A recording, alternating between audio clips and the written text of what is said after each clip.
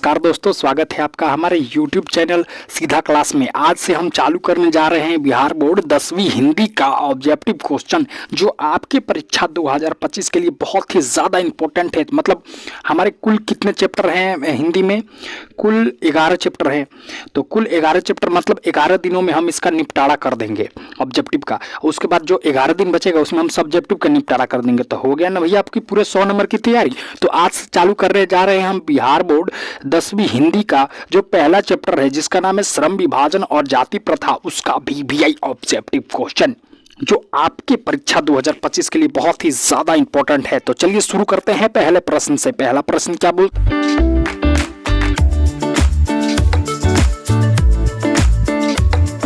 है, मुख्य नायक क्या है?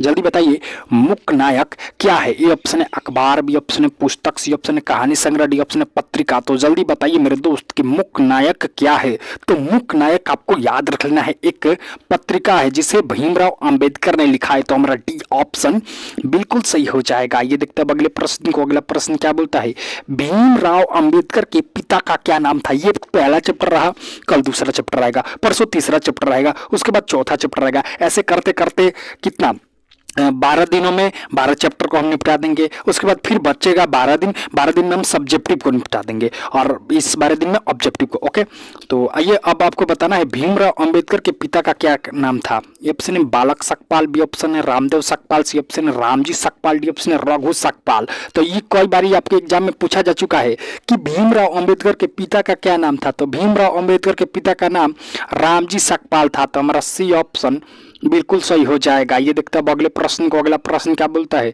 सभ्य समाज की आवश्यकता है। जल्दी बताइए, सभ्य समाज की आवश्यकता है।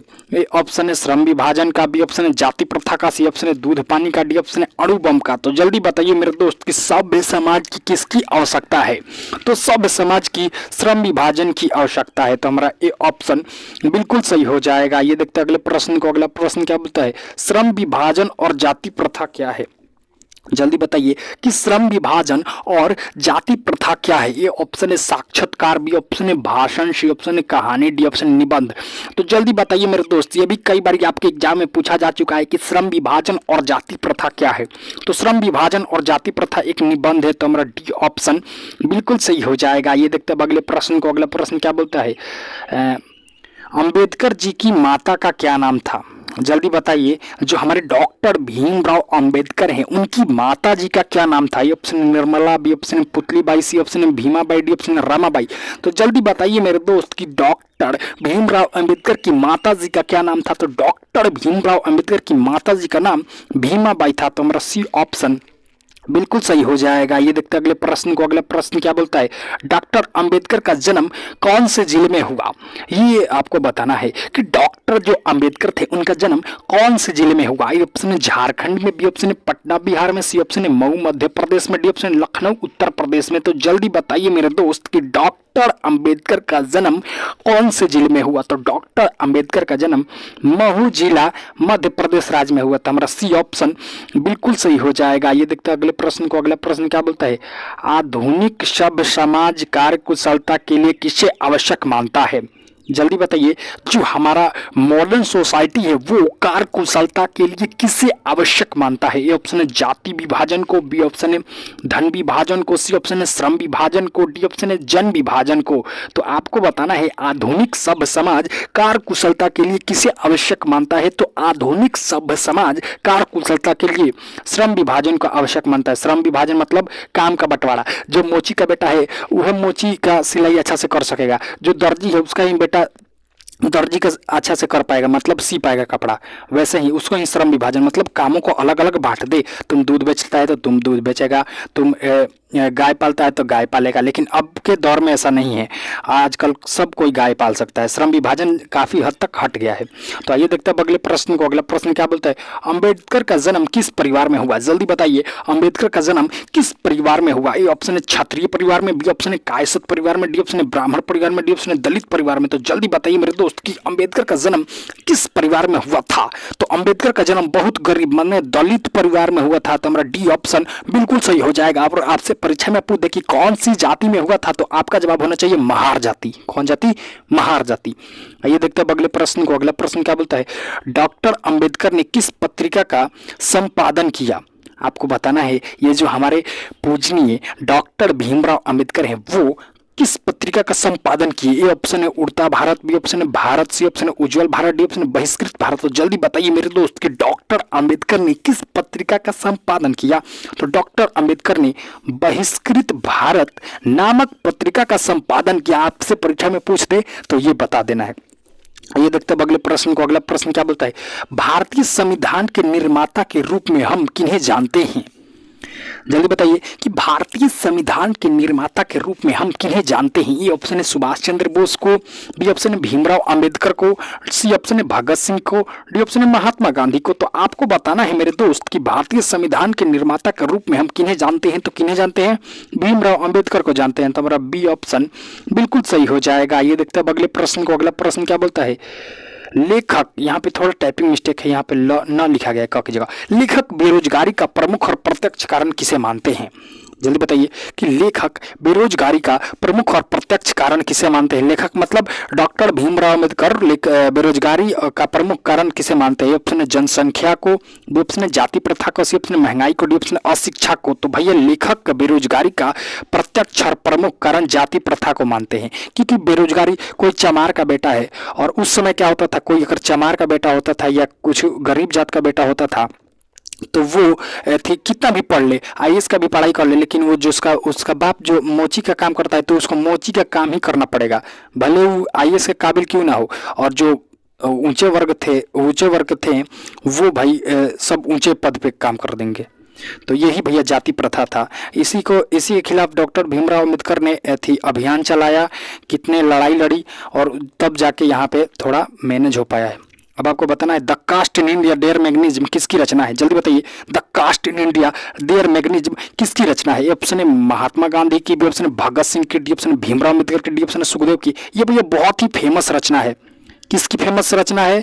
ये the caste in India their mechanism Bhimrao Ambedkar ji की बहुत फेमस रचना है। तो हमारा सी ऑप्शन बिल्कुल सही हो जाएगा। ये देखते हैं अगले प्रश्न को। अगला प्रश्न क्या बोलता है?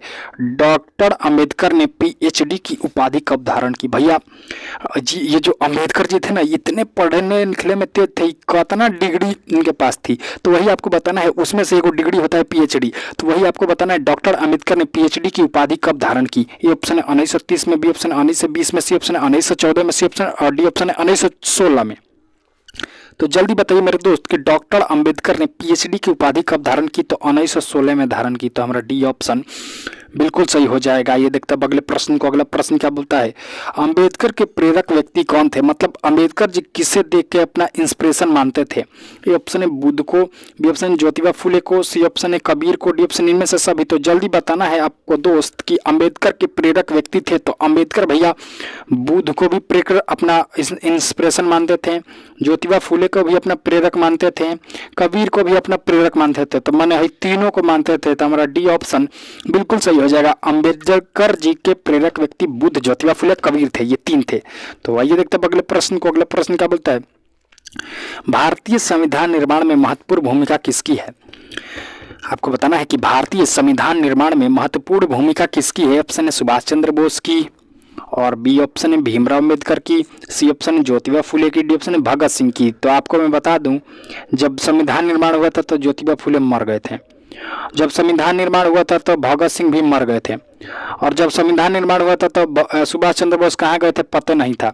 इसका मतलब भारतीय संविधान निर्माण में भीमराव अंबेडकर जी की महत्वपूर्ण भूमिका थी। तो हमारा बी ऑप्शन बिल्कुल सही हो जाएगा। बी ऑप्शन बिल्कुल सही हो जाएगा। ये देखते हैं अगले प्रश्न को। अगला प्रश्न क्या बोलता है? भीमराव अंबेडकर का जन्म कब हुआ? कई बार ये आपके एग्जाम में पूछा जा चुका है और पूछेगा भी इस वर्ष कहीं कि भीमराव अंबेडकर का जन्म कब हुआ? ए ऑप्शन है 14 अप्रैल 1958 को, बी ऑप्शन है 14 अप्रैल 89 को, सी ऑप्शन है 14 अप्रैल 1990 को, डी ऑप्शन है 14 अप्रैल 1991 को। तो आपको ये तो पता हो गया भैया कि भीमराव अम्बेडकर का जन्म 14 अप्रैल को हुआ था, लेकिन कौना साल हुआ था? तो भीमराव अम्बेडकर का जन्म 14 अप्रैल 1891 को हुआ था। तो हमारा डी ऑप्शन बिल्कुल सही हो जाएगा। ये देखते हैं अगले प्रश्न को। अगला प्रश्न क्या बोलता है?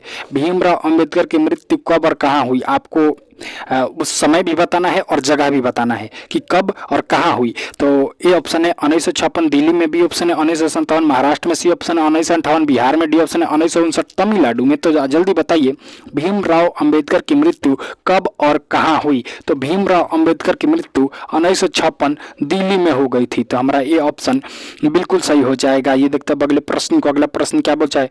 जाति प्रथा तोड़कर मंडल भाषण लाहौर में कब हुआ?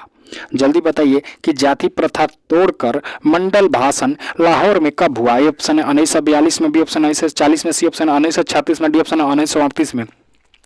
तो जल्दी बताइए मेरे दोस्त कि जाति प्रथा तोड़कर मंडल भाषण लाहौर में कब हुआ? तो जाति प्रथा तोड़कर मंडल भाषण लाहौर में 1942 में हुआ। तो हमारा ये ऑप्शन बिल्कुल सही हो जाएगा। ये देखते हैं अगले प्रश्न को। अगला प्रश्न क्या बोलता है? श्रम विभाजन और जाति प्रथा का संपादन किसने किया? मतलब श्रम विभाजन और जाति प्रथा के लेखक कौन है? ऑप्शन है भगत सिंह, बी ऑप्शन है महात्मा गांधी, सी ऑप्शन है सुभाष चंद्र बोस, डी ऑप्शन है भीमराव अम्बेडकर। तो जल्दी बताइए मेरे दोस्त कि श्रम विभाजन और जाति प्रथा के लेखक कौन है? तो श्रम विभाजन और जाति प्रथा के लेखक डॉक्टर भीमराव अम्बेडकर है। तो हमारा डी ऑप्शन बिल्कुल सही हो जाएगा। इसी के साथ आज के VVI ऑब्जेक्टिव का क्वेश्चन सेशन होता है समाप्त। अगर आपको अच्छा लगा हो तो हमारे चैनल को सब्सक्राइब करें। आज की वीडियो में हम क्लास 10 हिंदी का पहला चैप्टर देखेंगे, कल की वीडियो में हम दूसरे चैप्टर को देखेंगे, परसों की वीडियो में हम तीसरे चैप्टर को देखेंगे। मतलब ऐसे करते करते हम 12 दिन में 12 चैप्टरों को निपटा देंगे ऑब्जेक्टिव, उसके बाद 12 दिन में 12 चैप्टरों को निपटाएंगे सब्जेक्टिव। ओके, इसीलिए आप हमारे चैनल सीधा क्लास को सब्सक्राइब करें और अपने दोस्तों के साथ शेयर करना ना भूलें।